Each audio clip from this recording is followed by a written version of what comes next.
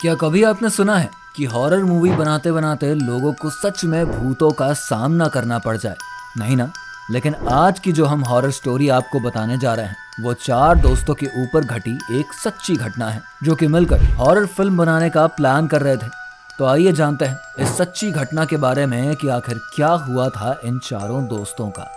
चारों दोस्त शिवम, ऋषभ, कार्तिक और आर्यन अपनी फिल्म का पहला पार्ट बनाकर रिलीज कर देते हैं और दूसरा पार्ट बनाने की पूरी तैयारी में लगे थे।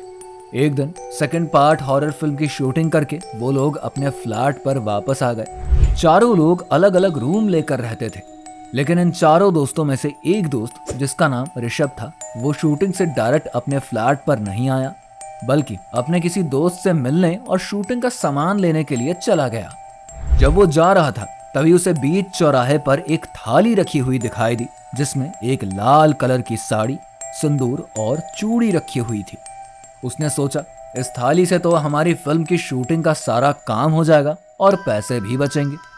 जिसके बाद ये उसे उठाकर रूम पर ले जाता है। हालांकि बाकी सभी दोस्त सो गए थे, इसीलिए उसने अभी इसके बारे में किसी को कुछ भी नहीं बताया था। ऋषभ थाली लेकर आया और अपने रूम के साथ बने किचन में उसे रख दिया और वो जाकर अपने बेड पर लेट गया। जैसे ही उसे थोड़ी नींद आने लगती है, वैसे ही उसे बर्तन बजने की आवाज आती है, मानो जैसे कोई बर्तन इधर उधर कर रहा हो। ऋषभ को लगता है कि शायद कोई चूहा या फिर बिल्ली होगी। कुछ देर बाद फिर यही आवाज सुनाई देती है और जब वो उठकर देखता है तो किसी औरत के हंसने की आवाज आती है, जिसे सुनते ही ऋषभ काफी ज्यादा डर जाता है और अपने कंबल के अंदर ही चला जाता है। लेकिन जब यह आवाज लगातार उसे सुनाई देती है, तब ऋषभ दोबारा से अपने कंबल से निकलता है और उस समय जो दिखाई देता है उसे देखकर वो काफी ज्यादा डर जाता है। ऋषभ देखता है कि एक औरत वही लाल साड़ी पहने हुए, माथे पर बड़ा सा सिंदूर लगाई हुई, लाल लाल चूड़ियां पहने हुए मेरी तरफ बढ़ती हुई चली आ रही है। जैसे ही ऋषभ को ऐसा लगा, वैसे ही ऋषभ जोर जोर से चिल्लाने लगा और अगल बगल के रूम में सोए हुए उसके तीनों दोस्त उसके रूम में वापस आते हैं और कहते हैं, ऋषभ क्या हुआ ऋषभ?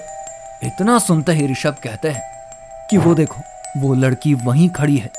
लेकिन बाकी सभी दोस्तों को वहां पर कुछ भी दिखाई ही नहीं देता है और कहते हैं, अरे ऋषभ, तूने कोई बुरा सपना देखा है। इतना होने के बाद ऋषभ की हिम्मत नहीं हुई कि वो अपने ही कमरे में सो सके।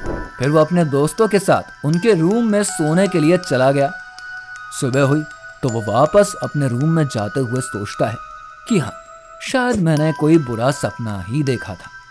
लेकिन जैसे ही वो अपने रूम के किचन में पहुंचता है, वैसे ही उसे दिखाई देती है कि उसी थाली में रखी हुई चूड़ियां पूरी तरीके से टूटी पड़ी हैं, सिंदूर बिखरा हुआ है और साड़ी गायब है। इतना देखते ही ऋषभ को यकीन हो गया कि ये कोई सपना नहीं बल्कि हकीकत ही है, जो भी रात में मेरे साथ हुआ है। इस घटना के बाद ऋषभ अपनी फैमिली के पास चला गया और वहीं पर रहने लगा। और वहां पर भी उसे ऐसी ही चीज महसूस होती थी कि कोई औरत लाल साड़ी पहनकर उसके बगल में लेटी हुई है या फिर सामने खड़ी है। हालांकि जब इन सभी चीजों के बारे में ऋषभ के घर वालों को पता चला तो उन्होंने एक पंडित से बात करी और उस पंडित ने ऋषभ को वही थाली वहां पर वापस रखने के लिए बोला। साथ ही उस थाली में एक लाल साड़ी, चूड़ी और सिंदूर रखकर उस जगह पर रखने के लिए कहा। तब ऋषभ ने पंडित के द्वारा बताए गई ये सारी चीजें करी। तब जाकर ऋषभ को औरत से छुटकारा मिला। लेकिन इस घटना के बाद चारों दोस्तों ने मूवी का सेकंड पार्ट बनाने से मना ही कर दिया।